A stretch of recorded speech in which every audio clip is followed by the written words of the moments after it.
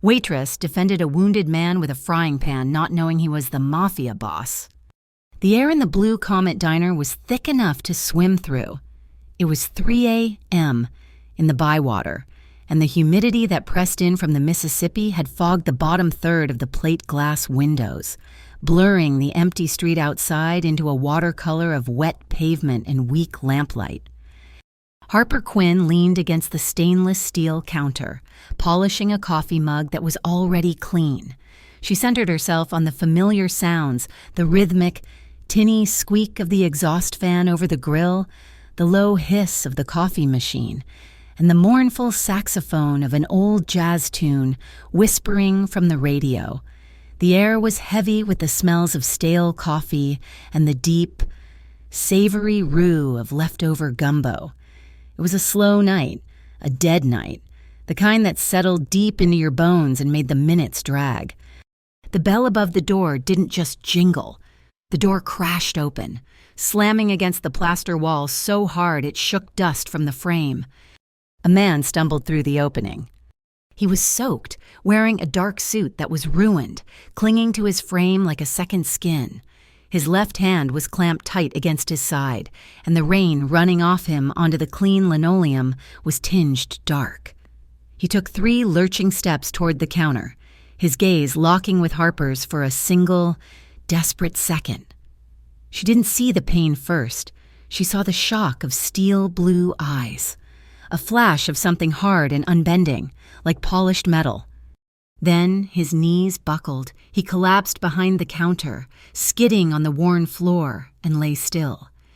Harper froze, the mug still in her hand. In the low neon light filtering in from the street, she saw the heavy signet ring on his left hand. It was gold, heavy, and carved with an ornate Gothic R. She didn't have time to process. 2 more figures filled the doorway. They weren't drenched like him, they were just dark, wearing slick rain jackets. They moved fast, low and professional. The fluorescent light from the kitchen caught the metallic snap of switchblades opening. They weren't here for the $20 in the cash register. They vaulted the counter in one smooth, predatory motion. Harper didn't scream. She dropped the mug, her hand shot sideways, instinct taking over, closing around the handle of the small cast-iron skillet sitting on the back burner. It was still hot, seasoned with the grease of a dozen late-night grilled cheese orders. The first man lunged, knife aimed low for her stomach. Harper swung the pan in a flat, horizontal arc. It connected with the side of his head with a dense, ugly sound, like a wet melon striking concrete. A spray of hot oil and atomized grease exploded from the pan, sizzling loudly against his skin. He went down instantly, a small puff of acrid smoke rising from his ear. The second man paused, his eyes wide with surprise, then snarled, turning on her. He slashed at her face. Harper ducked back, bringing the heavy pan up in a 2-handed block. The blade scraped uselessly against the thick iron with a high-pitched shriek. He drew his arm back to strike again, and she thrust the butt of the pan's heavy handle forward, hard, driving it directly into the cluster of bones in his wrist. She heard a sharp, definitive crack. The knife clattered to the floor. The man howled, a high, thin sound, clutching his shattered arm. "Don't!" a voice rasped from the floor. The wounded man was pushing himself up on one elbow. His face was pale, tight with agony, but his steel eyes were clear. "Don't call 911!" His voice was low, strained, but it was an order. Harper stood breathing hard, the pan still raised, her knuckles white. Cops were safety, cops were the rule, but the man's eyes held hers, demanding. She hesitated. He fumbled with the inner pocket of his suit jacket, pulling his wallet open. It wasn't cash he was showing her. Tucked behind his driver's license, she saw a small, vacuum-sealed packet of specialized medical tape, the kind marked for severe trauma, the kind corpsmen used in fields, not the kind you bought at a drugstore. This was not a street fight. This was something else. From the kitchen, the jazz music died. The diner plunged into near darkness as the overhead lights and the neon signs snapped off. Camera feed is cut. Juno Park, the night cook, called out. His voice was steady. He emerged from the kitchen shadows, holding a heavy-duty first aid kit from under the sink. He tossed Harper a clean bar towel. "Pressure, now!" Harper dropped to her knees. She pressed the folded towel hard against the wound in the man's side. It was wet and terrifyingly warm, soaking through the fabric almost immediately. Just as she applied pressure, the bell above the door jingled softly. This time, it wasn't violent. Harper's head snapped up. Through the fogged glass, she saw the dark silhouette of a heavy-duty pickup truck. It had no license plates. It idled, its engine a low, threatening rumble. Then, its headlights flashed on high beam. The powerful white light swept the interior of the diner, a searchlight turning the shadows into stark, terrifying relief, painting them all against the back wall. "Juno, the sign," Harper whispered, her throat tight. Juno was already moving, hitting the breaker that killed the blue neon open sign. The diner was now just a dark box on a wet street. Harper scrambled to the front door, her hands shaking. She fumbled with the heavy brass chain, sliding it into the groove and through the deadbolt. A solid, heavy thunk echoed in the sudden silence. She turned back to the man on the floor. His eyes were fluttering. He grabbed her wrist, his grip surprisingly strong, slick with his own blood. "Cassian," he whispered, the sound barely audible over the rain. "Cassian Ruel." As he spoke, his sleeves shifted. For a fraction of a second, the light from the truck's high beams, still pointed at the diner, caught a tattoo on the inside of his wrist. It wasn't a name. It was a single, elegant word, Sable. Then his eyes rolled back, and his body went limp. He was out. Harper's heart hammered against her ribs so hard she thought it would break. She didn't know the name. She didn't know what the Ruel Syndicate meant, or that it controlled every container, every shadow, and every drop of water that moved on the lower Mississippi.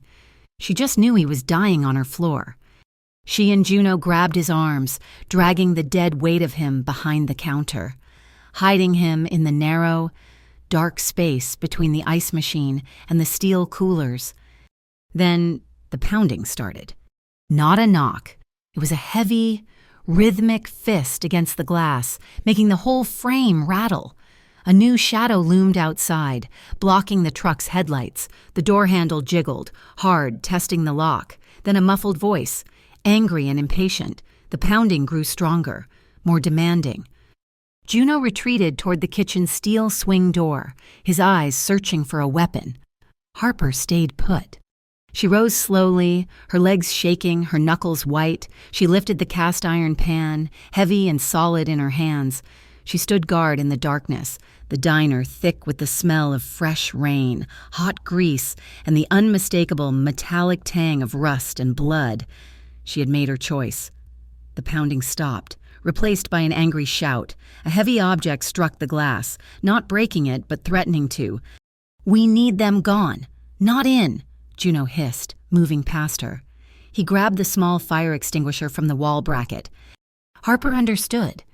She fumbled behind the counter, her fingers finding the manual pull station for the fire alarm. She took a deep breath and yanked it down.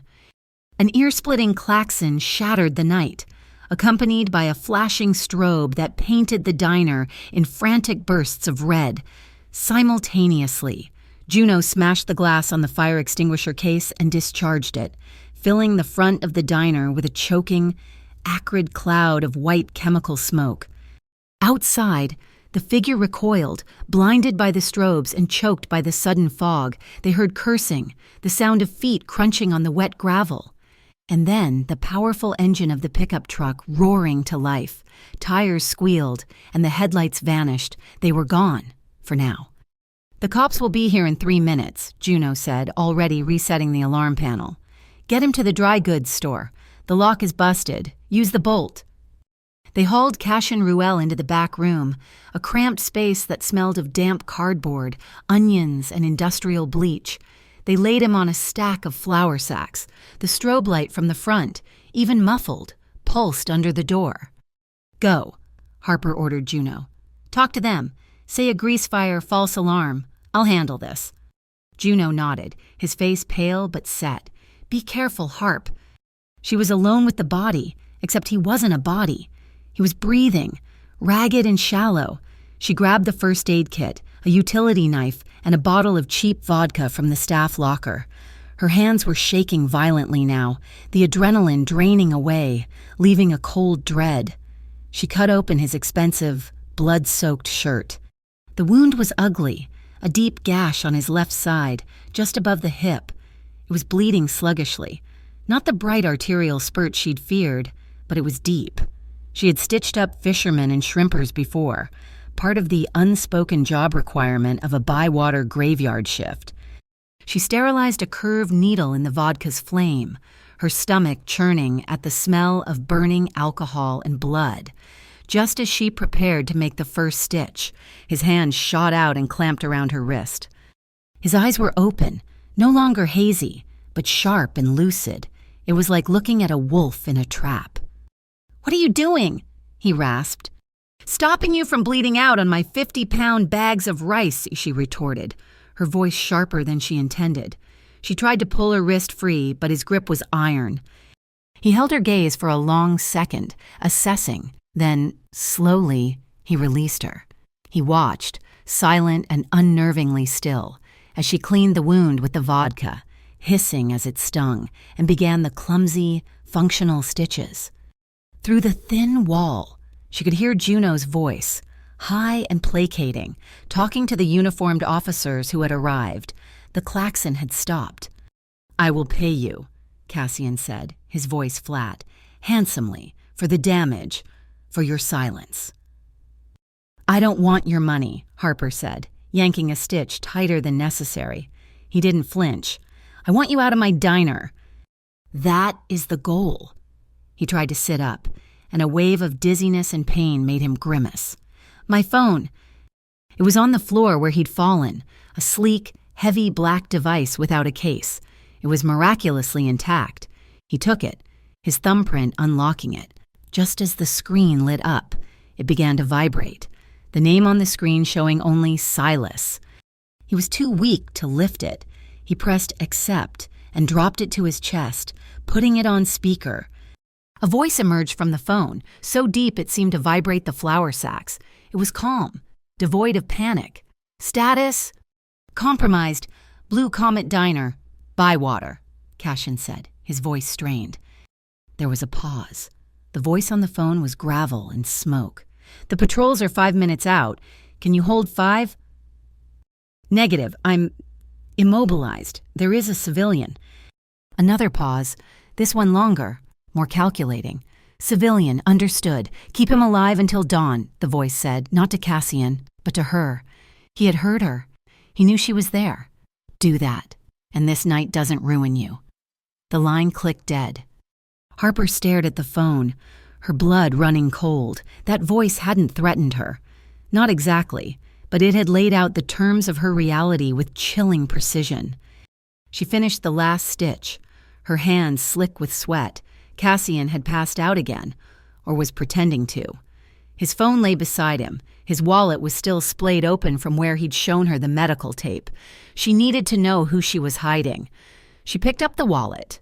No driver's license, no credit cards, just a thick fold of cash, all hundreds and 2 other items. One was a heavy, slate gray plastic card. It read, "Port Precinct 7, CargoNet All Access." Beneath it was a folded piece of paper. She unfolded it. It wasn't a map. It was a high-resolution satellite photograph of a sprawling container yard, with 3 specific containers circled in red. This wasn't a drug dealer. This was something bigger, more organized. The back door slammed. Harper jumped, stuffing the wallet back. "Cops are gone. They bought the grease fire." Miss Lark, the diner's owner, stood in the doorway. She was a small, tough woman in her 60s, with iron gray hair and a tight bun and an apron already on. Nothing got past her. She looked from Harper to the blood on her shirt, to the man on the floor. Her eyes lingered on the dried pool of blood near the counter. "Harper," she said, her voice quiet but firm, "I trust you, but I know port blood when I smell it. You don't dally with the dock folks. They don't just drown you. They make you disappear from the water itself. Get him out before the sun comes up."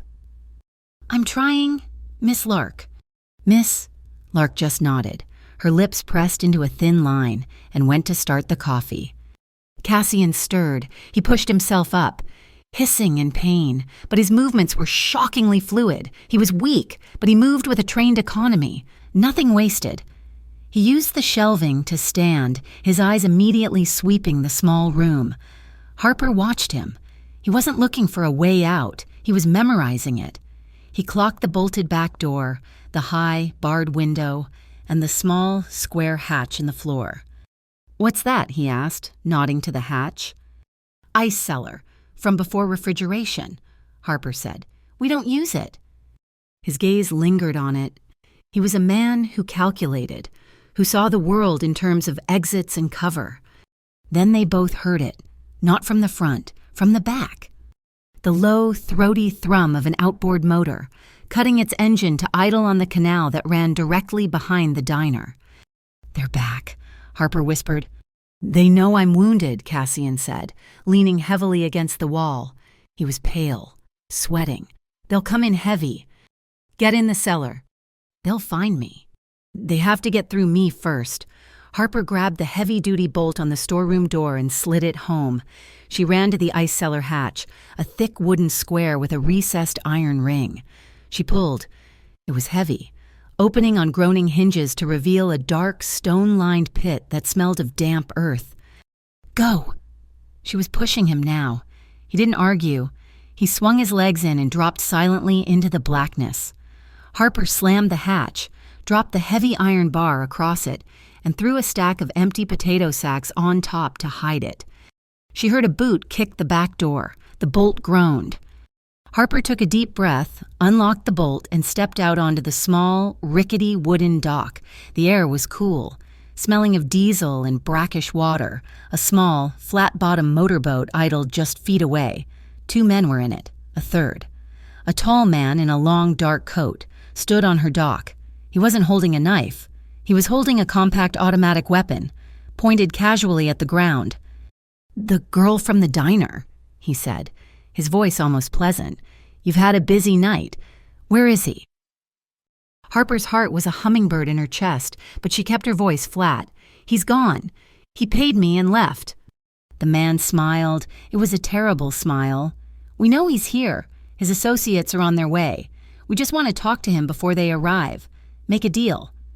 "I don't know what you're talking about," Harper said, stalling, buying seconds. "This is a diner. You want coffee?" The man's smile faded. He raised the weapon. "Last chance, sweetheart." "She's right," a voice said, low and exhausted from behind the man. The man on the dock froze. He started to turn. Cassian was there, moving like a shadow. He must have climbed out of the cellar and slipped out the door while she was talking. He was unarmed. His left hand pressed to his stitched side, but his right hand moved in a blur. He didn't punch. He struck, his hand rigid, chopping into the side of the man's throat. The man made a choking, gurgling sound and collapsed, the weapon clattering on the boards. The 2 men in the boat yelped, raising their own weapons. Cassian grabbed the body of the fallen man, holding it up as a shield just as they fired. The sound was deafening, splintering the wooden door frame. Cassian kicked the dropped weapon off the dock and into the dark water, then shoved the body at the boat, staggering back into the storeroom. The men in the boat cursed, started the engine, and sped off into the darkness of the canal. Harper slammed the door, bolting it again, her entire body trembling. Cassian collapsed against the wall, sliding to the floor, the stitches on his side dark and weeping fresh blood. They sat there in the dark, listening to the fading motor, until the first gray light of dawn began to creep through the high, barred window. The sun was barely up when the sound of heavy engines arrived, not a pickup truck, a convoy. Harper looked out the front window. 3 immaculate black Cadillac Escalades were parked in a precise formation in her empty lot. The doors opened in unison. 6 men in dark, tailored suits emerged. They did not look like cops. They moved with the same silent, professional purpose as Cassian. The lead man, the one who had spoken on the phone, stepped out of the lead car. He was tall, broad-shouldered, with a face that looked carved from granite. He was Silas Crowe. He walked to the diner door and simply waited. Harper, her apron stained with blood and grease, unlocked the chain and the deadbolt. Silas Crowe looked at her. His eyes were dark, appraising. He scanned the diner, noting the overturned stools, the faint smell of chemicals, the dark stains on the floor. His gaze finally settled on her, taking in her exhausted face and the cast-iron pan still resting on the counter. He stepped aside as two of his men entered, lifted Cassian as if he weighed nothing, and carried him out. Cassian was conscious, his steel blue eyes finding hers one last time before they put him in the SUV. Silas Crowe remained in the doorway, blocking the morning light. He reached into his coat, but instead of a weapon, he pulled out a simple, thick business card. "The boss owes you one, Yuran," he said, his voice the same deep rumble from the phone. "That's a very dangerous thing to be owed. Miss, Lark is right. You should have let him bleed." He placed the card on the counter and turned, leaving her alone in the wreckage of her diner. The black Escalade was a sensory deprivation tank, silent, smooth, and sealed against the morning light.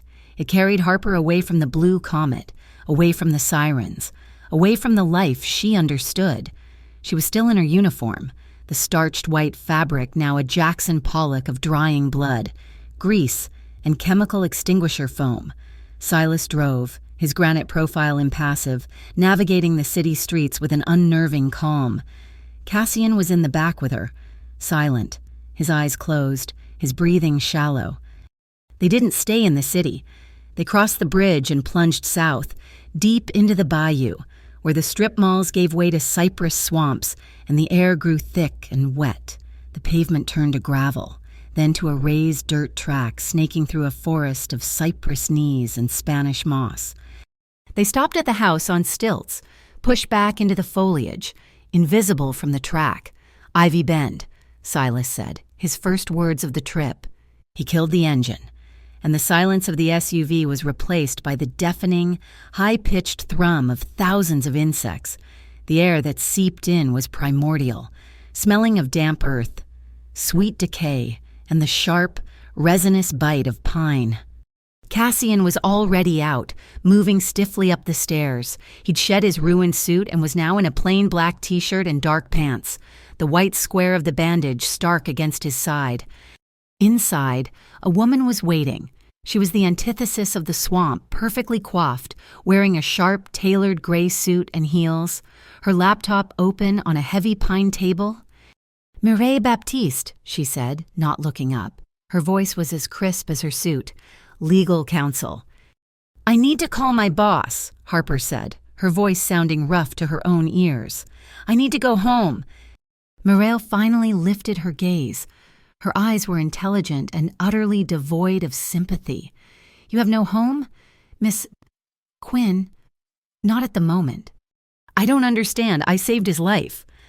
"You did," Mireille agreed, her fingers clicking on the keyboard. "And in doing so, you ceased to be Harper Quinn, Waitress. You have become a strategic variable." She turned the laptop screen toward Harper. It showed a dark, text-heavy forum. "Your name, your face, and your creative use of kitchenware are currently active topics on protected chatter. You've been noticed." Harper felt a cold sickness rise in her throat. Cassian emerged from a side room, ignoring both of them. He moved to the small, modern kitchen that dominated one side of the open room. He was pale, but his movements were precise. He opened the refrigerator and began pulling out ingredients: shrimp, fennel, tomatoes, catfish. He didn't speak. He just began to cook. The methodical chop of his knife against the wooden board, the only sound besides the insects and Mireille's typing. Hours passed. Harper sat on a stiff wooden chair, feeling like a ghost in her own life. The safe house began to fill with the rich, complex aroma of saffron and stewed tomatoes. Cassian placed a heavy bowl of bouillabaisse in front of her. It was deep red, fragrant, and piled high with seafood. "Eat," he said. It was not a request. It was the same flat tone he'd used when he told her not to call the police. She ate. The hot soup, a strange comfort, grounding her. Later, she found him in the main bathroom, his back to her. He was leaning over the sink, his shirt off, trying to peel the blood-caked gauze from his side. The crude stitches she had sewn were holding, but the skin around them was an angry red. He hissed as he pulled the tape, his muscles cording in his back. "You're going to tear them," she said from the doorway. He flinched, not having heard her approach. "I'm fine." "You're not." She stepped into the small room, the humidity and the intimate space suddenly oppressive. She took the antiseptic wipes from his hand. "Hold still." Her voice was steady, the waitress taking charge again. He obeyed, resting his hands on the porcelain sink. His head bowed. She worked carefully, soaking the gauze to loosen it, her fingers brushing his skin. It was warm, solid. She could feel the tension radiating from him, a tightly coiled spring. She cleaned the wound, her touch professional, clinical. But as she reached for the new roll of gauze, his hand came up, ostensibly to brace himself on the wall. His forearm brushed the side of her breast. It was a brief, accidental contact, but it sent a jolt through her entire body. Her breath hitched. She looked up, and his steel blue eyes were on her in the mirror. He hadn't moved his arm.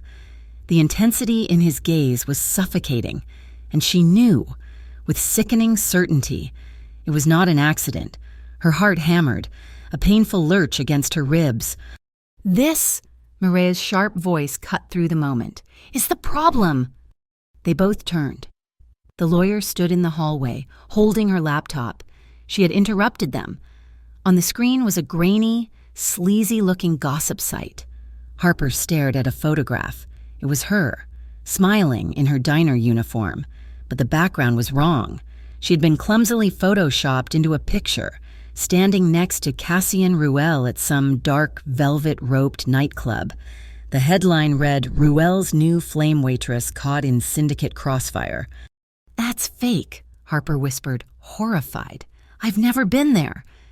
"Elias Creed's work," Cassian said, his voice a low growl.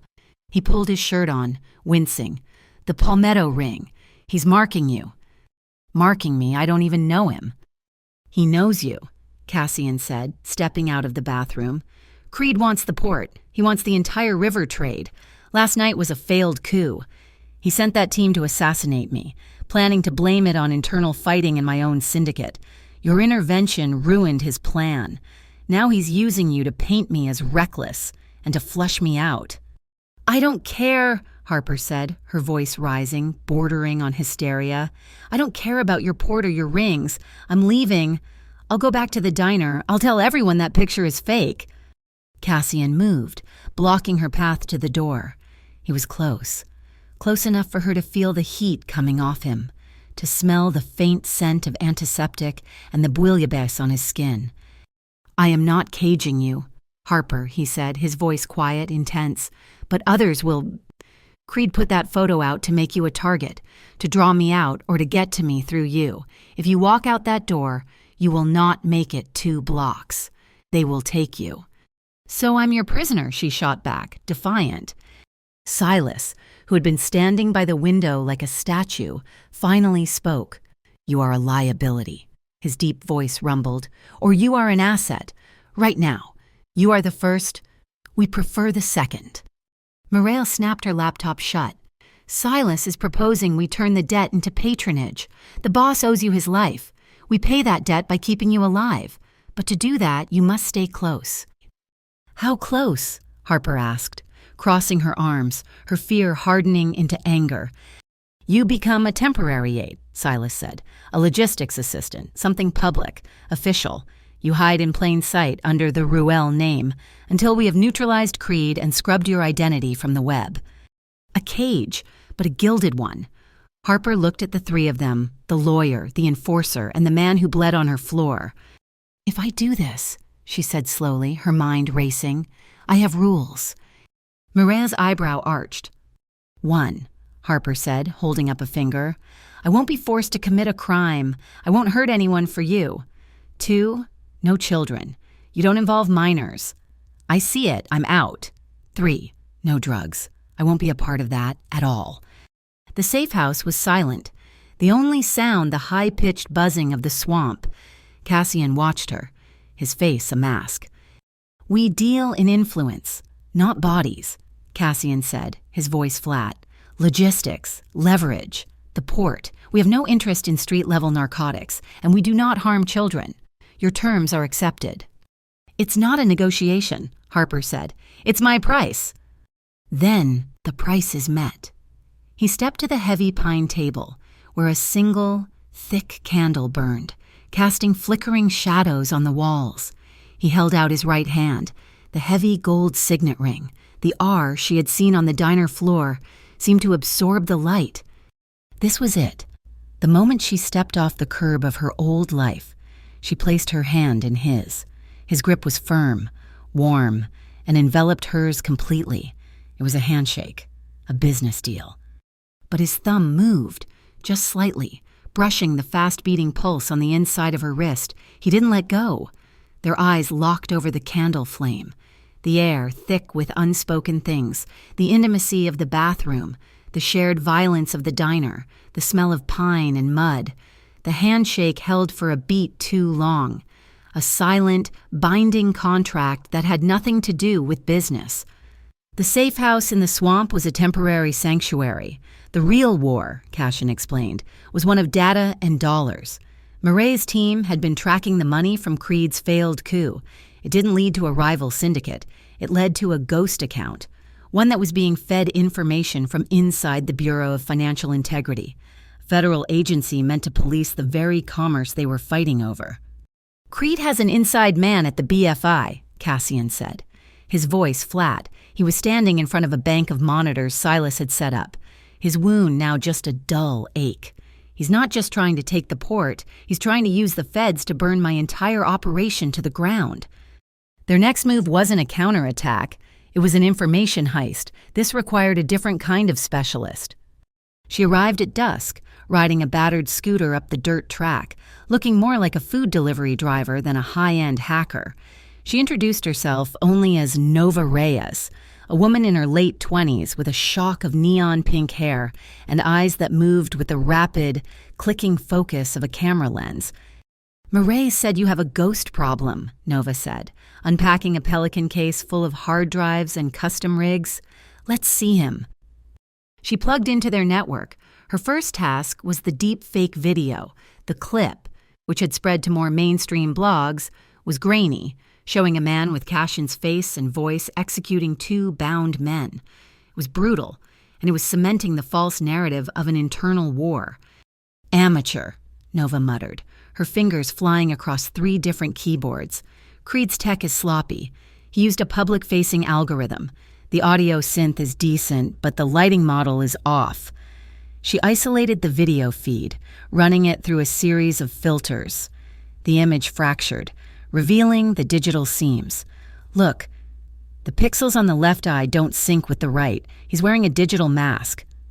In 10 minutes, she had a clean, verifiable breakdown of the forgery, ready to be leaked when the time was right. "That's the appetizer," she said, cracking her knuckles. "Now let's hunt this BFI rat." The rat's digital trail led to a private bank that serviced the Port of New Orleans. The Crescent City Trust, the bank, Nova discovered, had a scheduled server upgrade in 2 days. "That's our window," Nova said. "The physical firewalls will be offline for maintenance for exactly 1 hour. I can't get in remotely, but if someone could walk a drive in and plug it into their central server." Her eyes landed on Harper. "No," Harper said instantly. "Absolutely not. That was not the deal." "The deal," Cassian said, stepping in, "was that you wouldn't be forced to commit a crime. This isn't one. You'll have a legitimate ID, a scheduled appointment." "You want me to lie, to plan a thing," Harper argued, her stomach twisting. "I want you to be an auditor," Murray said, handing her a pristine, laminated ID badge. "Helena Price, Junior Auditor, Gulf Coast Compliance Partners.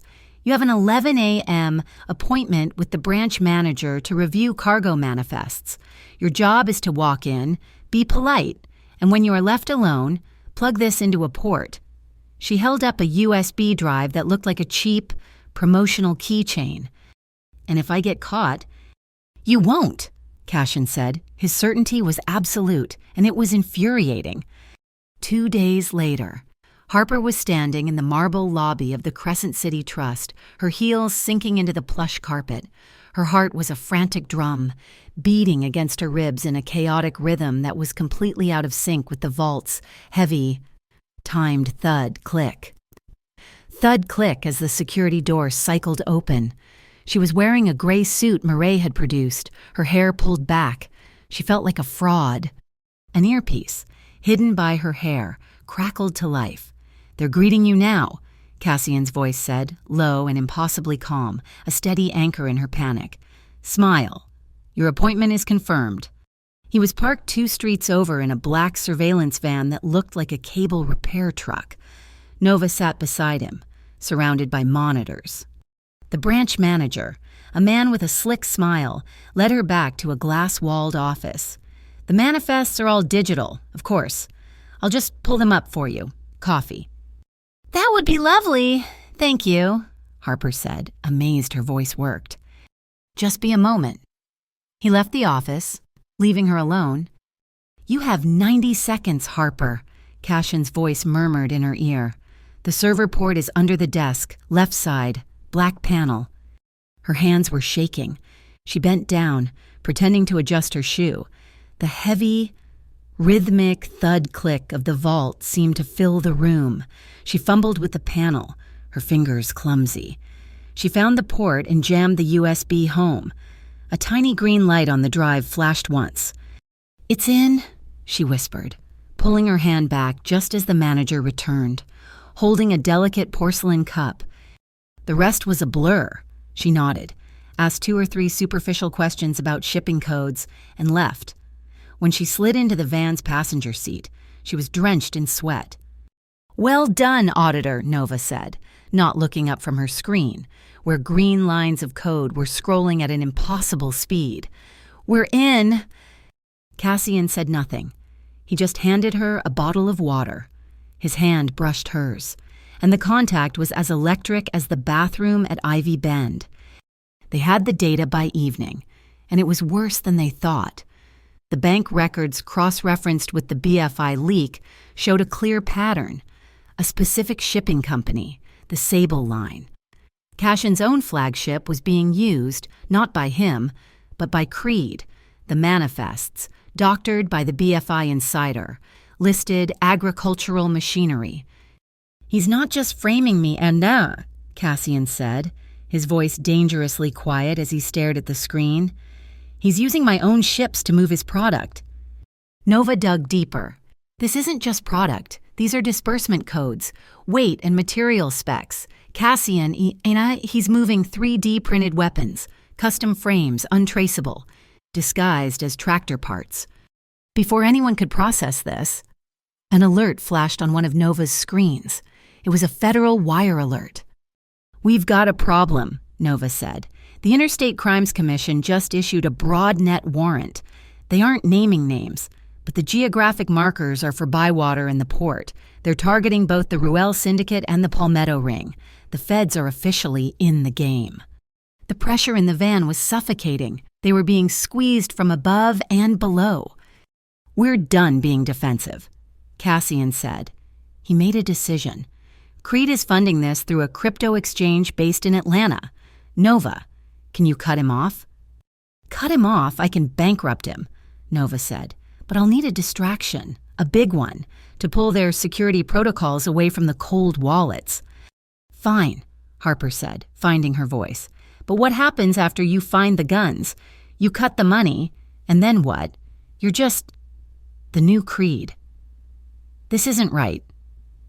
Cassian turned to her, his face shadowed in the van's blue light. "Right, there is no right here. There is only what is, and what we do about it." "You could have walked away," she insisted, "after that night. You could have just disappeared. You have the money. Why are you still here?" The silence in the van was heavy, broken only by the distant horn of a container ship on the river. "I tried," Cassian said, his voice so low she barely heard him. 5 years ago, I was done. I was handing the business to Silas, legal and clean. I had a place in... It doesn't matter. I was out. He looked away, out at the city lights. Creed saw it as weakness. He wanted to send a message to prove he was the new power. He set fire to one of my warehouses, an old one on the Algiers Point. He thought it was empty. He paused. It wasn't. There were 4 dock workers, off shift, playing cards in a break room. They never got out. He turned back to her, and his eyes were not steel. They were hollow, filled with a cold, dead fire. The smoke, after, Creed called it the cost of business. After that, I was never walking away. He doesn't get to win. Harper stared at him, the moral floor dropping out from under her. This wasn't a simple gangster. This was a man chained to a tragedy, locked in a cycle of violence he both commanded and despised. The line between his job and his morality, which she had tried to draw so clearly, was a blurred, bleeding mess. The professional tension and the moral disgust she'd felt were suddenly complicated by a powerful, terrifying magnetism. This broken, dangerous man was the most human person she had met in years. Later that night, they returned to a new safe house, a high-rise apartment in the central business district. They rode the elevator up in silence, the van's revelations hanging between them. The brushed steel walls reflected their tired images. He stood on one side, she on the other. The air was charged, thick. She could feel the heat from his body, even from 6 feet away. The elevator chimed, the doors opening to their floor. For a long second, neither of them moved. They just looked at each other. It was a gaze that held everything: the fire, the diner, the shared fear, the moral argument, the unspoken attraction. It was a question, an impasse, a silent dare. Harper broke the gaze first, her heart hammering. She stepped out, not daring to look back, and walked down the hall, the sound of his footsteps following half a second behind. The deep-fake video was only the first shot. The second came 2 days later, a more refined, venomous attack aimed directly at Harper, a notorious local blogger, Kellen Frost, whose entire brand was built on exposing New Orleans' shadowed elite, dropped a story. The title was The Kingpin and the Waitress: How Cashin Ruel Hides His Empire Behind a New Love. It used the fake nightclub photo, but it also used new, grainy telephoto shots of Harper entering the CBD high-rise. Frost painted her not as a victim, but as a willing participant, a mall in a gray suit, a modern shield for an old-world criminal. Harper Quinn, the article concluded, is the Ruel Syndicate's newest and most cynical acquisition, a pretty face to launder a bloody reputation. He's branding her, Mireille Baptiste announced, pacing the apartment's living room, the city skyline spread out behind her. Creed is using Frost to make her toxic, to sever her last ties to her old life. If this narrative sets, she's ours forever, or she's dead. We have to counterpunch. How? Harper asked. Her voice was quiet.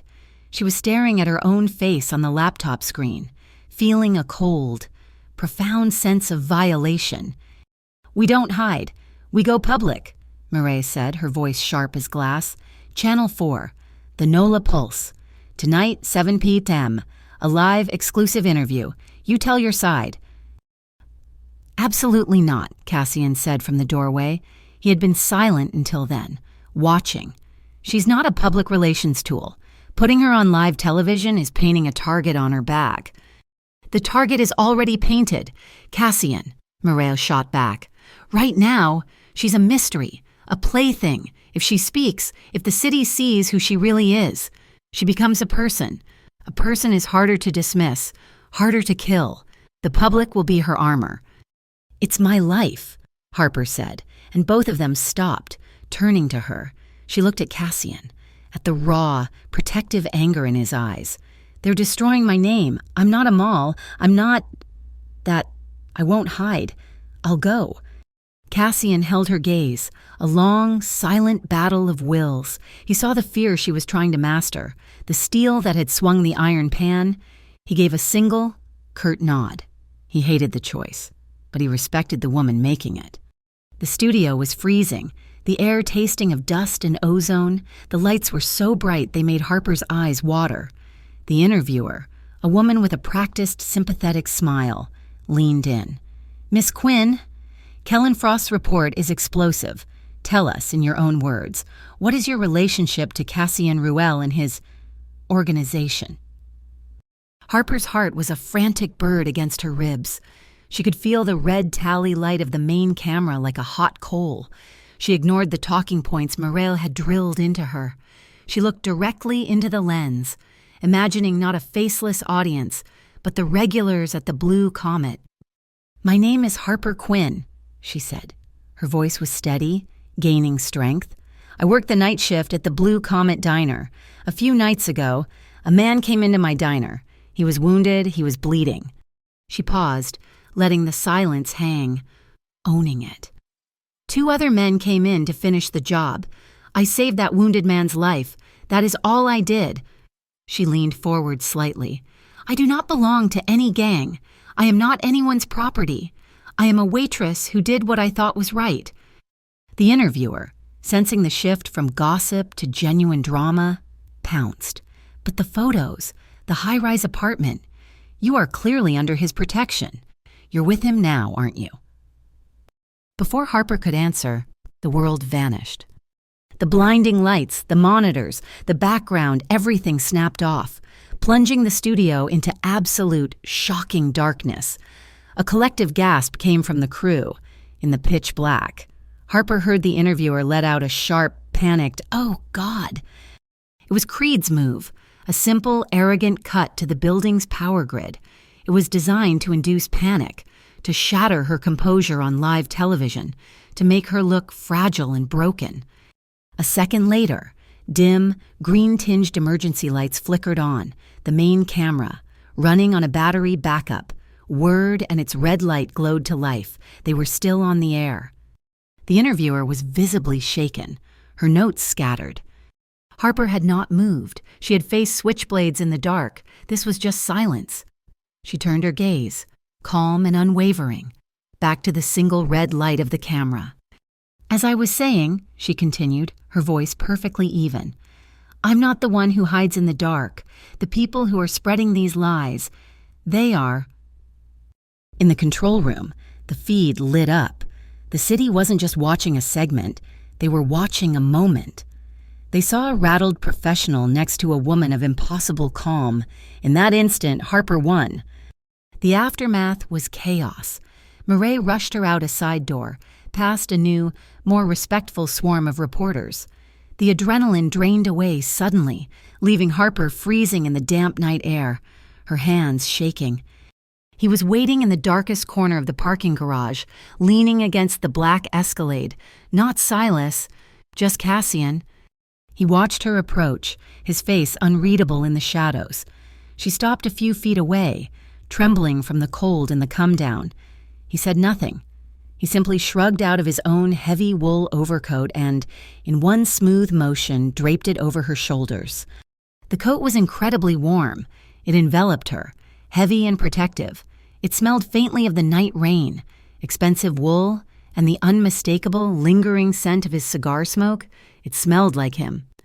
As he settled it on her, his hands rested on her shoulders, his palms warm through her thin studio blouse.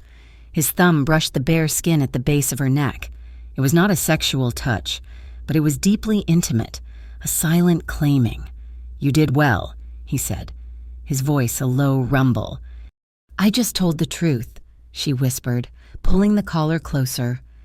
"That's what made it good." He opened the car door for her. The massive, silent gap that had existed between them, boss and asset, criminal and civilian, had fractured. The TV appearance changed the board. The next day, Murray received a call that made her pause. "The BFI," she announced, looking at Harper. "They're cleaning house. Our bank heist worked, they found Creed's mole, and they want to talk to you." "About what?" "They believe you. They're offering you a place in the anonymous witness program. Full federal protection, a new life, new name, everything. A way out, a clean, legal, safe door back to the real world." Harper looked at Cassian. He was standing by the floor-to-ceiling window, his back to her, looking down at the city. He didn't turn, didn't speak. He was leaving the choice entirely to her. If she took the deal, she would never see him again. The thought landed with a physical, painful weight in her chest. Safety suddenly felt like a profound loss. Before she could answer, Nova Reyes burst in from the other room, her face lit with manic energy. I found it. While Creed was busy playing TV producer, his BFI rat got sloppy. I tracked the final crypto payment for the agricultural machinery. It's moving tonight, a final, massive shipment. She threw a satellite map onto the main screen. I know where. An abandoned sugar warehouse, the Pelican Mill, right on the industrial canal. This was it, the final move. Silas, get the team ready, Cassian ordered, turning from the window, his face a hard mask. We end this. I'm going with you, Harper said. Everyone in the room froze. No, Cassian said. The word was flat, absolute. You're a civilian. You have a way out. Take the BFI deal. No, she said, walking right up to him, close enough to see the conflict in his eyes. You don't get to tell me what to do anymore. If I take that deal, I'm running. I'm done running. She glanced at the map, then back at him. You're going there to stop him, but you're also going for those 4 men, for the fire. I understand that now. She lowered her voice. For him alone. If you want me to trust you, if you want me to believe that you're any different from him, then you let me come. You let me see it through. She held his gaze, her heart in her throat. I want to be there, side by side. He stared at her, seeing the waitress from the diner, the woman from the TV studio, and this new, hard-edged ally. All in one. The trust she was offering was more valuable than any weapon. Side by side, he agreed, his voice rough. In the corner, Silas Crow frowned, his disapproval a palpable thing. He did not like it. It was messy, emotional. But he watched Harper, her eyes locked on his boss, and he understood. She was the one thing Elias Creed could never have predicted. She was the wild card that would burn the whole equation down. The new safe house was in Algiers Point, an old Creole cottage tucked behind a high, vine-covered wall. It was worlds away from the sterile high-rise, a place that felt like it had secrets built into the floorboards. Rain had started just after dusk, a steady, insistent drumming on the tin roof that shut out the rest of the world. Inside, the main room was a mess of tactical gear and maps. Silas and Nova were in a back room, their voices a low, intense murmur as they finalized the electronic assault. Cassian stood at the central table, staring down at a blueprint of the Pelican Mill. A single yellow lamp hanging low over the table illuminated the lines, casting his face in sharp, tired relief. Harper watched him from the kitchen doorway. He hadn't moved in 10 minutes. He was wearing a fresh t-shirt, but she could see the bandage underneath, a thick white square on his side. You need to change that, she said, her voice quiet, just loud enough to cut through the rain. He didn't look up. It's fine. No, it's not. You've been favoring it all day. If it pulls open tomorrow... She didn't need to finish the sentence. She walked to him, holding the small first aid kit. Sit. For a second, she thought he would refuse. Then, with a weary sigh, he complied. Sinking onto the edge of a heavy wooden bench, he lifted his shirt, his movements stiff. Harper knelt in front of him. The yellow lamplight made the scene feel intimate, unreal. The rain on the roof was a constant, rhythmic shush. She carefully peeled back the medical tape. The skin around her clumsy stitches was bruised, but the wound was closed. It was healing. Her fingers, gentle and sure from years of diner work, began to clean the area with an antiseptic wipe. His skin was hot. She could feel the hard plane of muscle beneath her touch. The tension coiled in him. Her own fingers were trembling, just slightly. A betrayal. As she reached for the new gauze pad, his hand closed over hers. It wasn't a grab, it was a capture. His hand was large, warm. The the callous skin of his palm a stark contrast to her own. She stopped, her eyes lifting to his. He was looking at her hand, at her fingers resting against his skin. "You make me want another life," he whispered. The words were raw, torn from him, so quiet she almost missed them in the downpour. He looked up, his steel blue eyes stripped of all their defenses. There was no boss, no syndicate, just the man who had bled on her floor and the man who had lost 4 workers to a fire. Harper's breath caught. She didn't pull her hand away. He raised his other hand, the one not holding hers. He traced the line of her jaw, his thumb brushing her bottom lip, a touch so light it was barely there. It was a question. She didn't move, didn't breathe. He leaned in, slowly, giving her every chance to turn away. She didn't. The first kiss was not a collision. It was a discovery. It was tentative, searching, his lips brushing hers with a softness that undid her.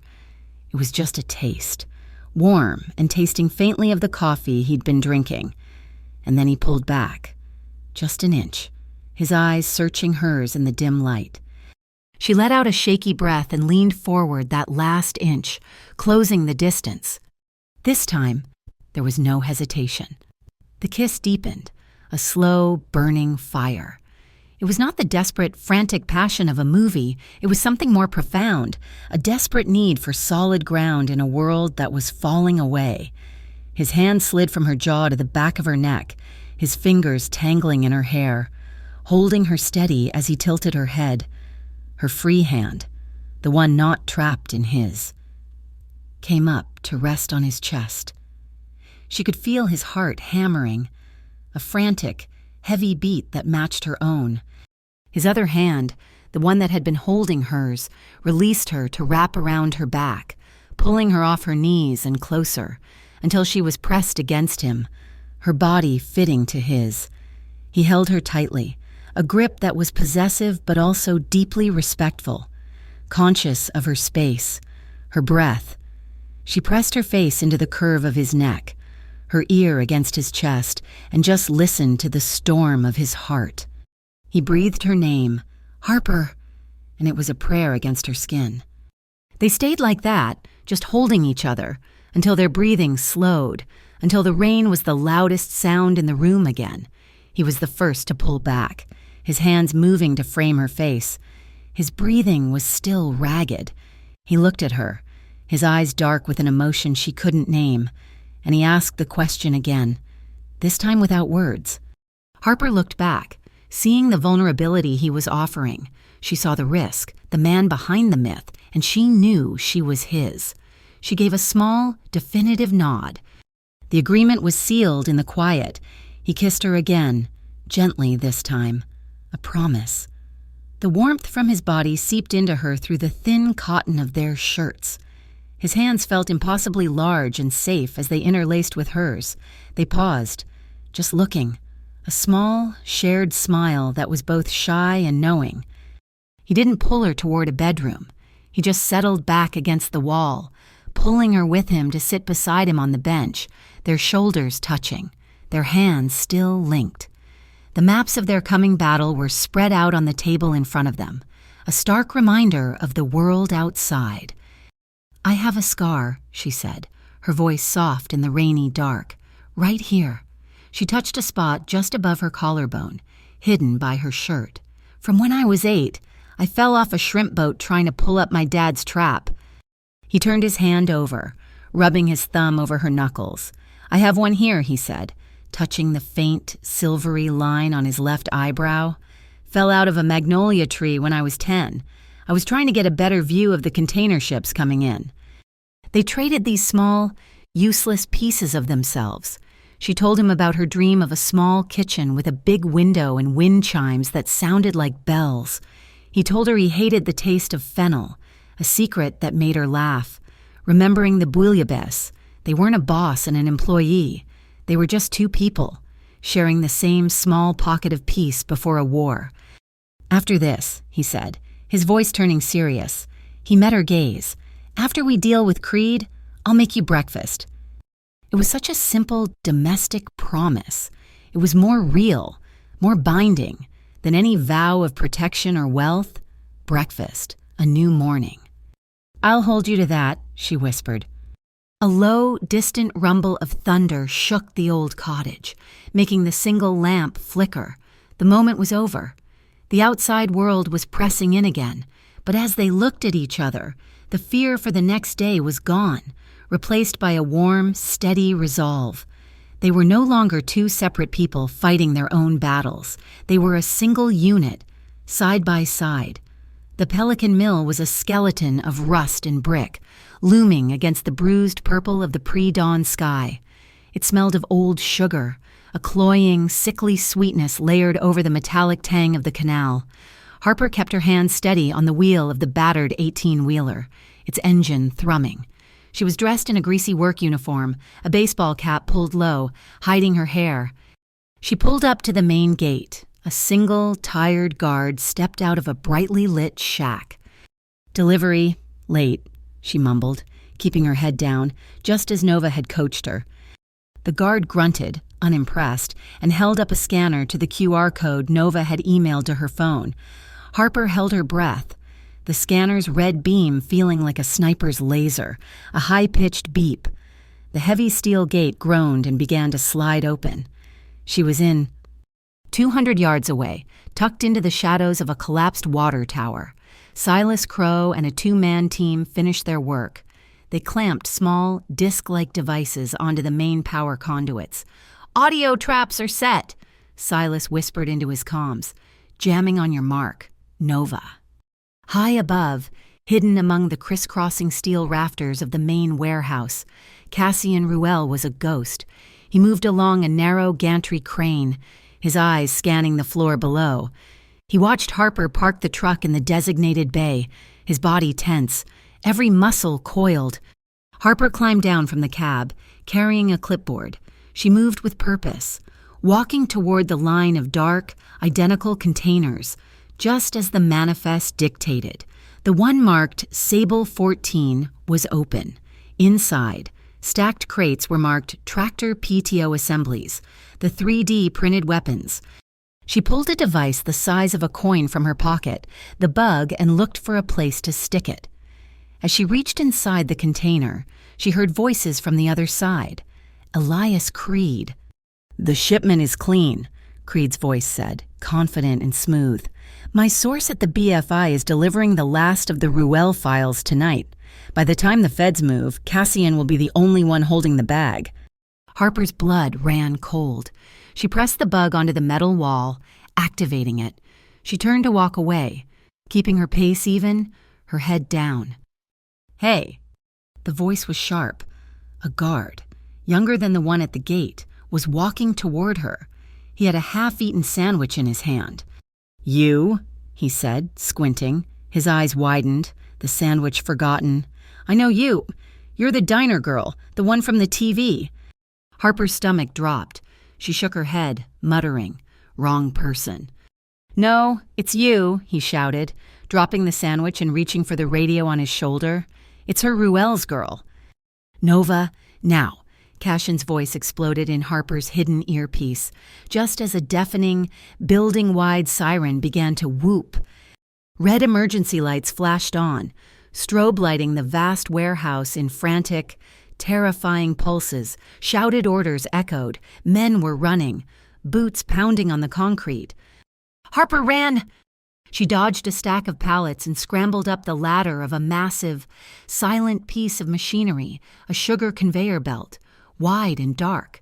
She started running along its length, a raised highway toward the back wall. "She's on the belt," a voice yelled. 2 guards were right behind her, climbing up. She could feel the stickiness under her boots, a thick residue of molasses and sugar dust that tried to suck her down with every step. She slipped, her ankle twisting.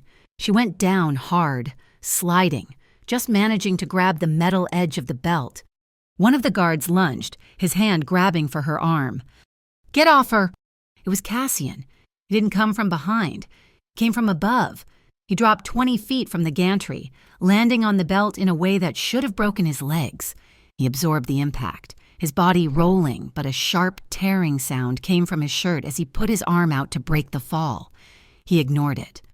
He rose, shoving the guard back. The man stumbled, slipped on the sticky residue, and toppled over the side, landing hard on the concrete below. The second guard raised his weapon. Cassian grabbed Harper, pulling her up and shielding her with his own body. "The forklift!" he yelled, pointing. He half dragged, half threw her off the far end of the belt. They landed on a pile of empty jute sacks. Below them sat a yellow forklift, keys dangling from the ignition. They scrambled onto it. Cassian jammed the key, and the engine roared to life. He slammed it into gear and spun the wheel, aiming not for the door, but for a towering 30-foot wall of sugar pallets. "Hold on!" He hit the accelerator. The forklift, knees lowered, impacted the wall of 1-ton bags. For a second, nothing happened. Then, with a groan, the entire structure gave way. Pallets crashed down. Bags exploded, filling the air with a choking, blinding cloud of white sugar. "Signal is clear," Nova's voice said, calm and cool from the van. Dropping the sun. Outside, a high-pitched whine cut through the air. A large drone hovered, and then a series of flares ignited, dropping from its undercarriage. They exploded in a blinding, magnesium-white light, turning the night into an overexposed photograph, blinding the pursuers who were running from the warehouse. "Silas, clear the path," Cassian grunted into his comm.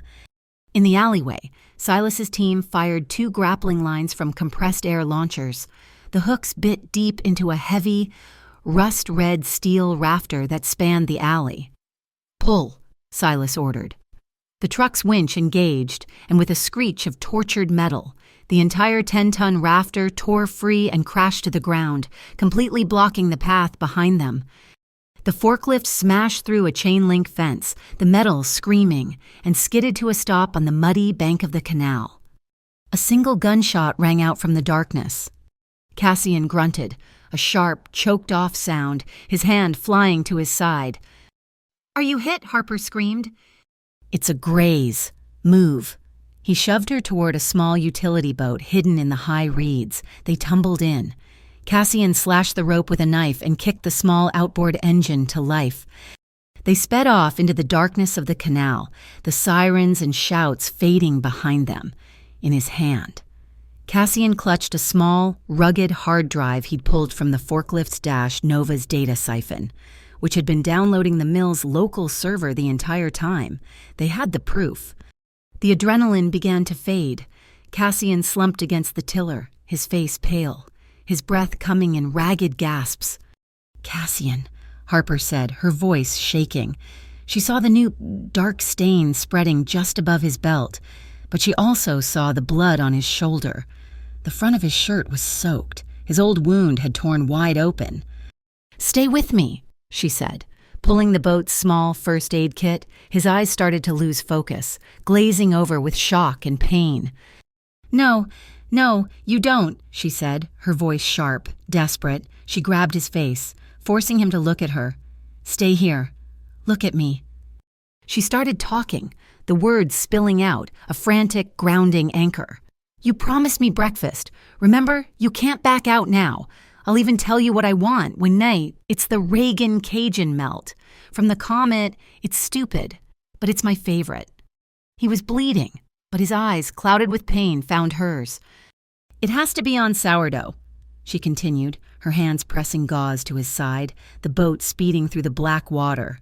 "An andouille sausage, and you have to use 3 kinds of pepper jack, not 2, 3, and the bread. The bread has to be toasted with garlic butter until it's just brown." He said nothing, but he didn't close his eyes. He just watched her, his world reduced to the sound of her voice, pulling him back from the edge. The boat's engine died as they slid into the covered, concrete boathouse of the Algiers Point Safe House. The silence that rushed in was heavy, broken only by the sound of Cassian's ragged breathing and the drip of canal water from the hull. Silas was waiting, his face a mask of controlled fury as he and another man hauled Cassian from the boat, his 2 wounds, the fresh graze and the reopened stitches, bleeding sluggishly. They laid him on the same pine table that had held the maps of their victory. Harper was pushed aside as a medic, clearly on retainer, went to work with a speed that was both terrifying and efficient. Harper stood shaking, her clothes soaked with canal water and Cassian's blood, clutching the precious hard drive.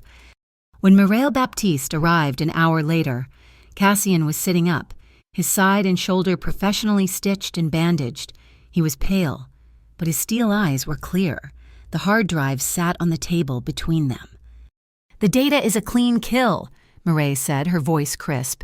She had already reviewed a copy. "It connects Creed's shell companies, the BFI mole, and the weapons manifest from the Pelican Mill. It's a federal case, gift-wrapped." "So we leak it," Harper said, her voice hoarse. "We give it to the press, just like the deep fake."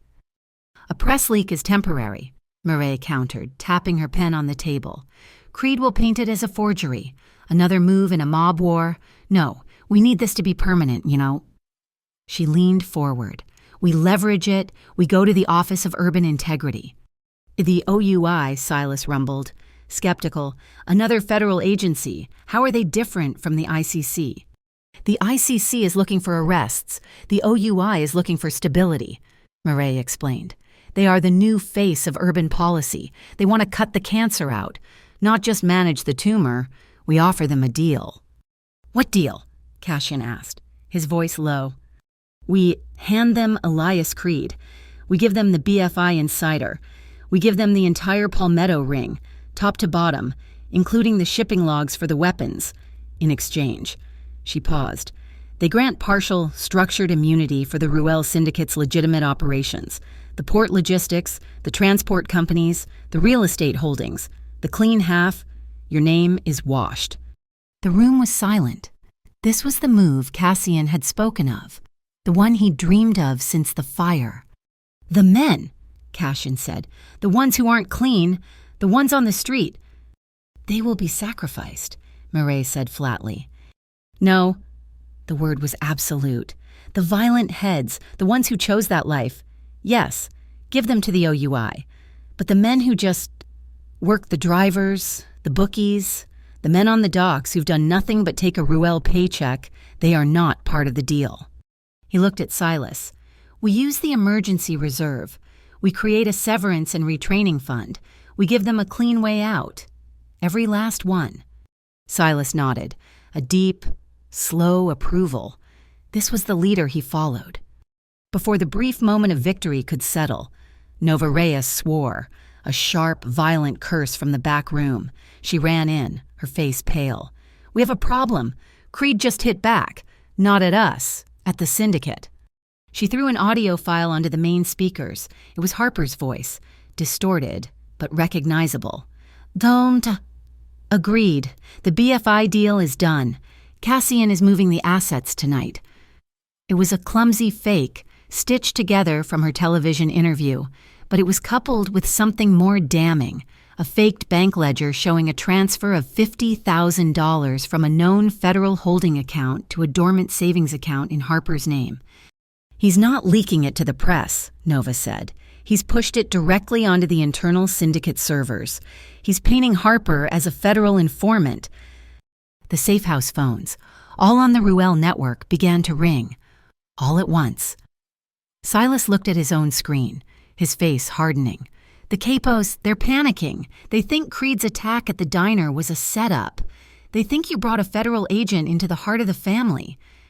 "They're calling for a sit-down," Cassian said, his eyes closed. "They think I'm compromised. Soft."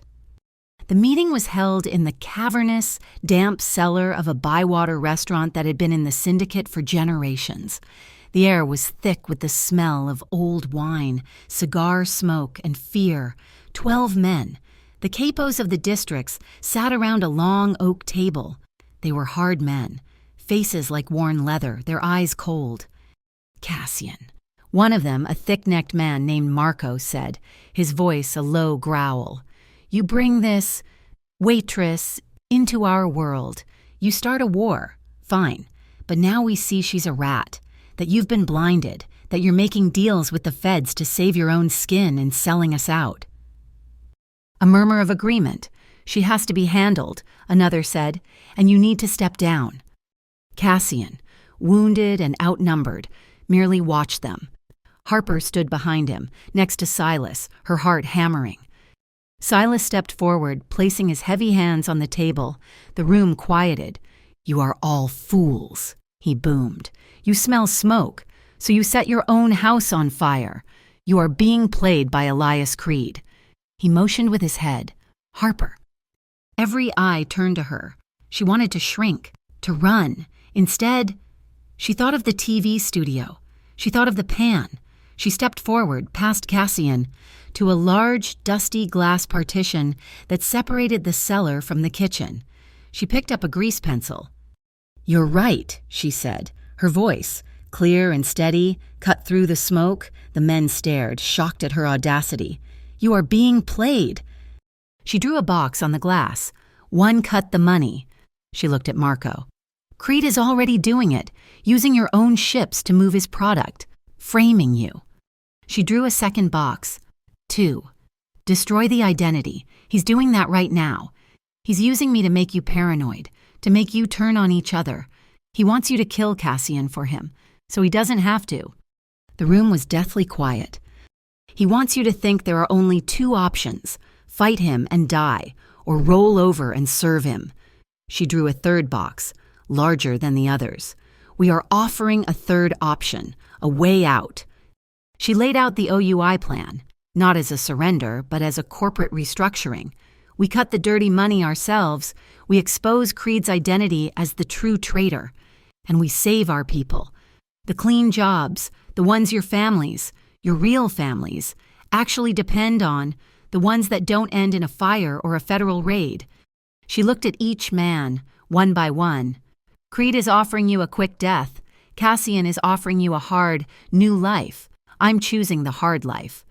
She set the pencil down. The capo stared at the glass, at the simple, brutal logic.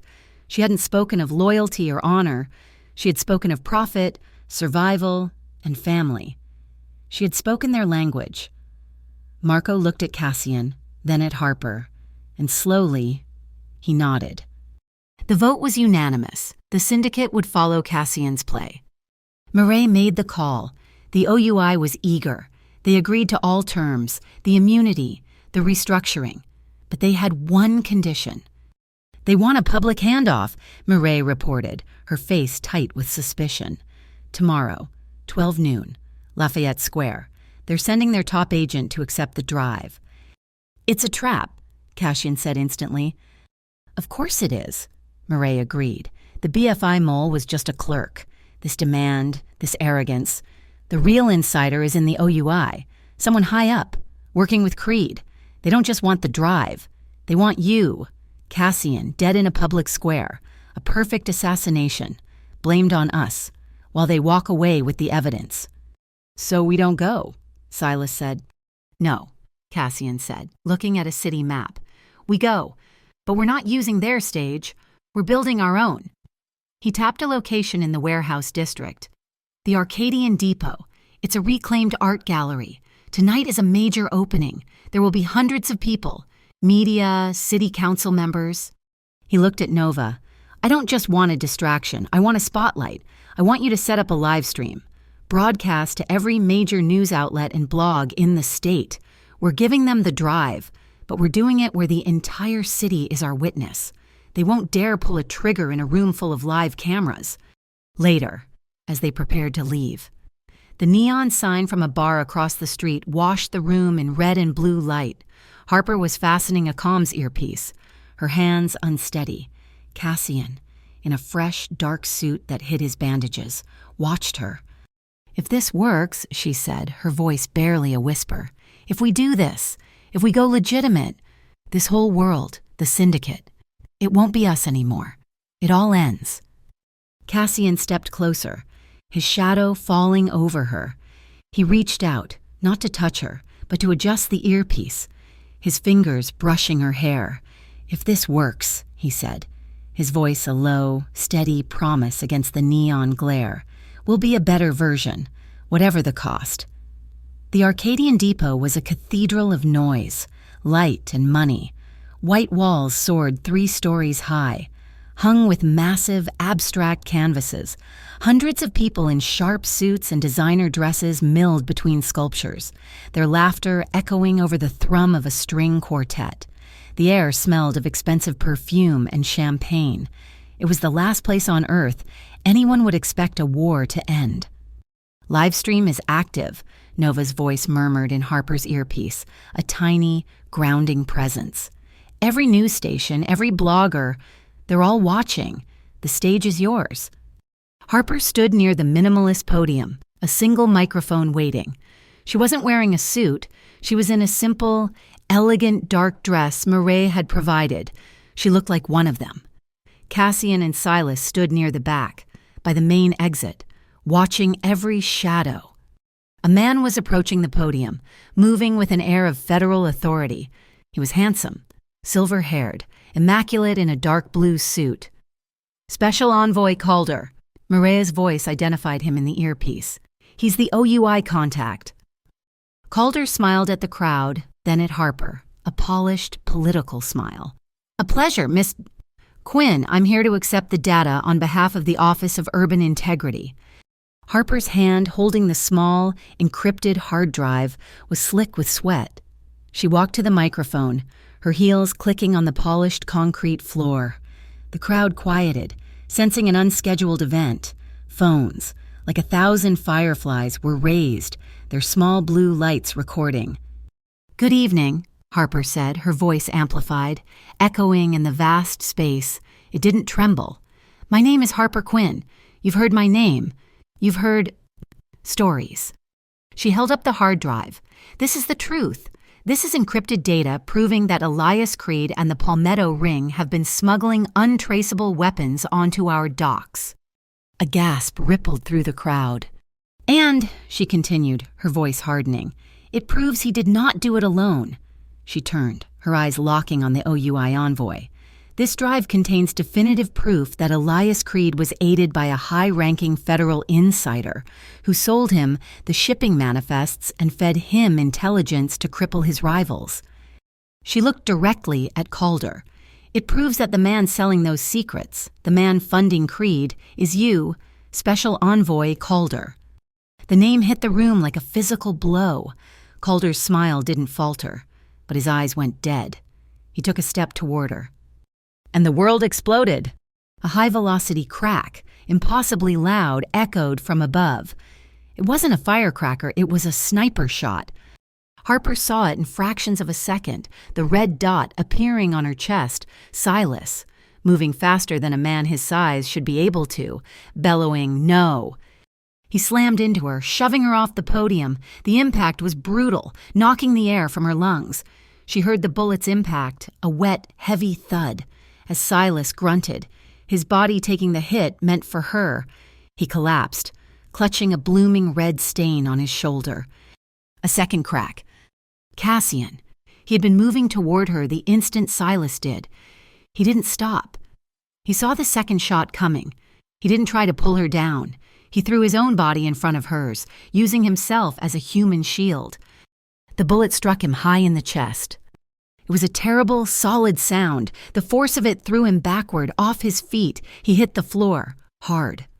For a single agonizing moment, the entire gallery was frozen in a collective, silent scream, then pandemonium. People shrieked, a wave of human panic. Champagne glasses shattered, a priceless sculpture toppled with a crash. Sirens, already close, began to wail, converging on the building. Harper scrambled to Cassian, ignoring the stampede of bodies, ignoring the pain in her own ribs from Silas's tackle. Cassian lay on the white floor, a dark arterial red spreading from the center of his chest. His eyes were wide, shocked, staring at the ceiling. "Cassian!" she screamed, dropping to her knees beside him. She ripped at his suit jacket, pressing her hands to the wound. It was hot, and it was too much. The blood poured through her fingers. His eyes found hers, hazy with pain, already distant. "No," she said, her voice a low, fierce command. She put her face close to his, blocking out the chaos, the running feet, the screams. "Look at me. You look at me. Stay here." "Nova! Now!" Silas roared from the floor, his face white, his left arm useless as he tried to unholster his weapon with his right. In the van outside, Nova hit the master key. Inside the gallery, every television, every monitor, every projector showing abstract art flickered and changed. The string quartet music was replaced by a sharp, clear audio feed. A new image filled the screens. It was grainy. Secret footage. It showed Special Envoy Calder sitting in a dark car, accepting a briefcase from Elias Creed. It was the proof. The screaming crowd paused, their terror momentarily eclipsed by confusion.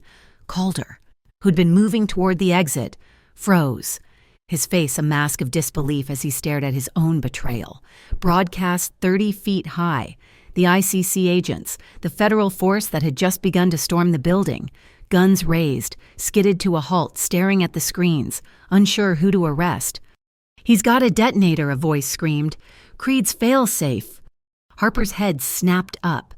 Calder was fumbling inside his jacket, not for a gun, but for a small black remote, under the podium. She saw it, a small, blinking red light attached to a block of C4. A tripwire? No, a dead man's switch. Creed's sniper nest must have been wired to it. Calder saw her looking. He raised the detonator. Harper moved on pure, adrenaline-fueled instinct. She was still wearing the small leather server's apron from her diner uniform, tucked into the waistband of her dress, a strange token of her old life. In it, she carried her tools. She grabbed her wine key, the small, fold-out knife blade still sharp. She lunged, not at Calder, but at the podium. Grabbing the thin detonator cord, she sliced through it with a single, desperate pull, her hands slick with sweat and Cassian's blood. The red light went dark. Silas, seeing the threat neutralized, finally got his weapon free. He fired twice, not at Calder, but at the glass ceiling above the sniper's nest. Glass rained down, forcing the sniper to pull back. Calder, disarmed and exposed, raised his hands as 3 ICC agents tackled him to the ground, screaming, "Traitor, traitor!" The doors burst open. Tactical police, a sea of black armor and raised rifles, flooded the room. "Hands, show me your hands." It was over. The chaos was being contained, replaced by the methodical shouts of law enforcement. Harper turned back to Cassian. He was paler now, his lips turning blue. His breathing was a shallow, wet rattle. "Stay with me," she pleaded, pressing her hands harder against the wound, a useless, desperate act. You promised me breakfast."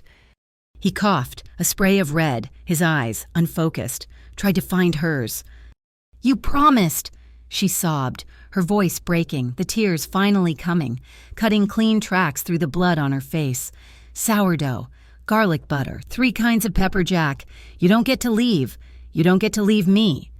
She pressed her forehead to his, her body shaking, repeating the order, the promise, the prayer, over and over, a litany against the rising wail of the ambulance sirens and the sharp, rhythmic thwack, thwack, thwack of a helicopter's blades descending from the dark sky. The morning after the Arcadian depot was a clear, sharp dawn, the city scrubbed clean by the night's chaos. The news cycle was explosive.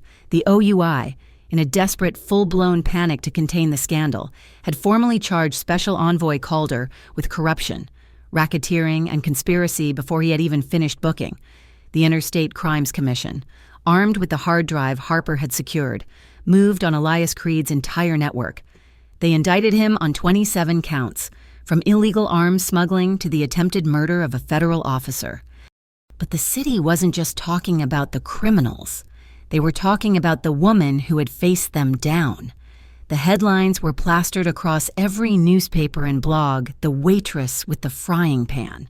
Harper Quinn was, overnight, the most famous server in New Orleans.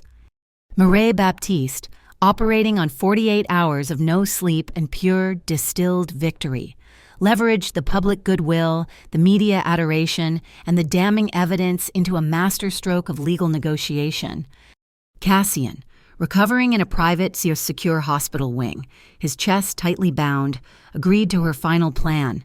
He pled guilty to 3 counts of nonviolent financial malfeasance, logistical reporting errors, and associated tax violations dating back 3 years.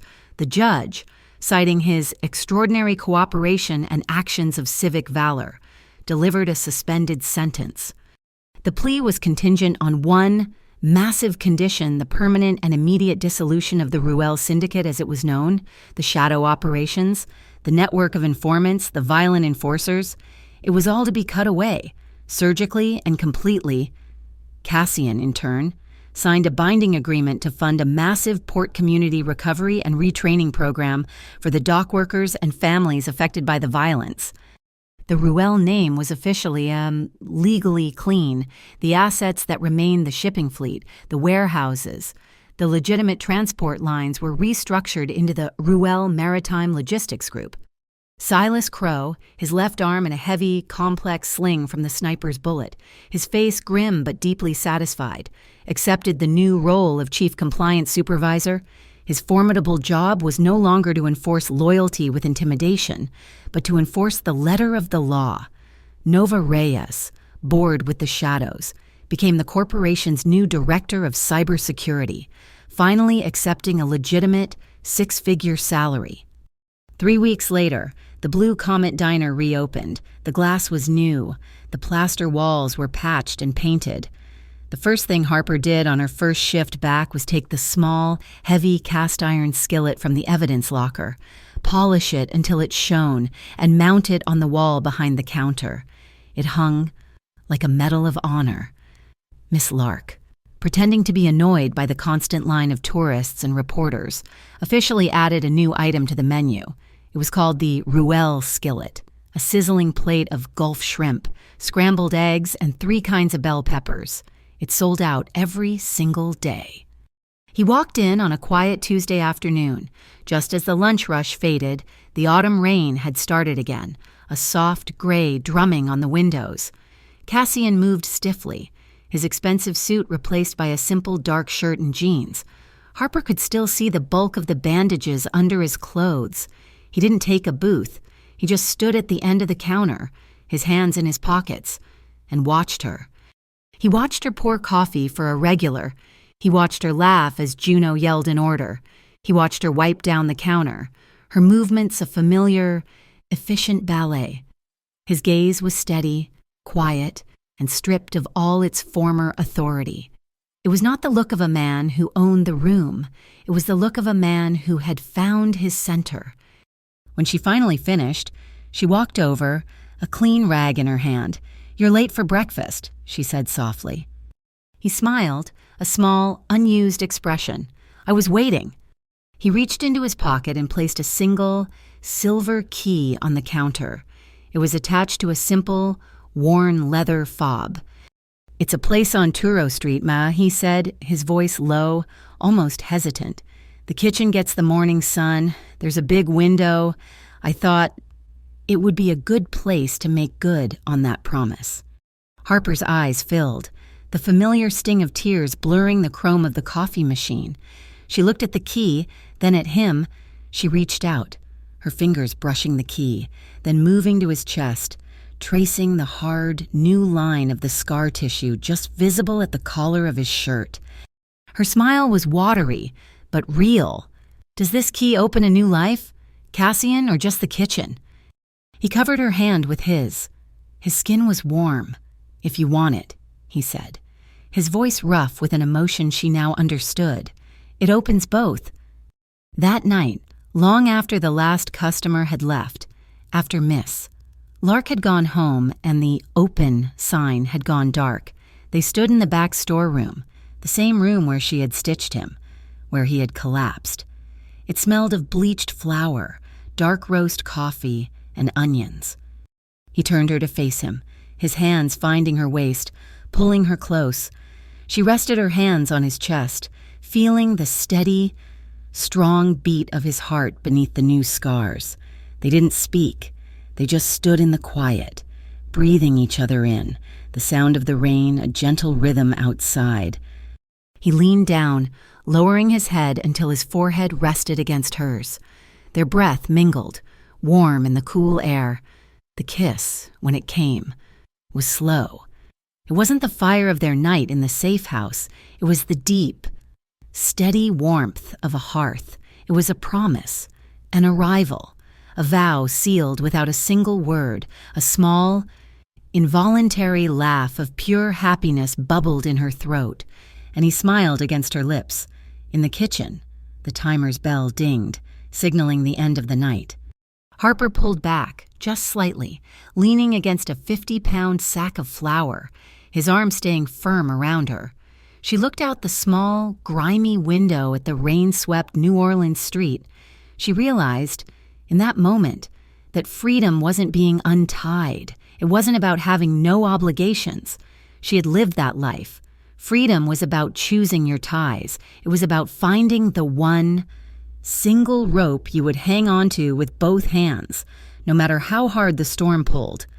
Cassian moved, not to block her view, not to cast a shadow over her, but to stand beside her. He took her hand, lacing his fingers through hers. They looked out at the rain together. Just as she was about to lock the front door, it chimed.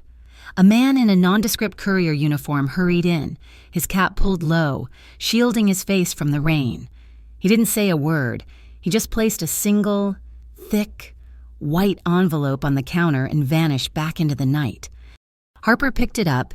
It was heavy, expensive cardstock. In the top left corner, there was no return address, just a crisp, embossed seal she didn't recognize, Maritime Customs Task Group. A new front, a new battle, a legal fight, a federal one, just beginning on the horizon.